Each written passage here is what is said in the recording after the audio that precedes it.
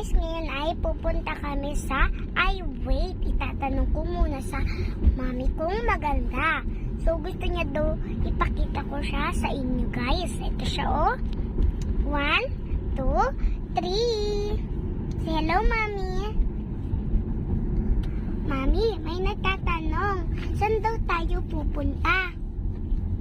Sa Sanggyu, sa SM North. Wow! Ngayon alam na natin. At ngayon guys, alam ko nagtataka kayo kung ano yung nasa mouth ko. Ito ay candy. Maasim-asim tapos merong onting spicy. Kasi kapag nasa sasakyan kami,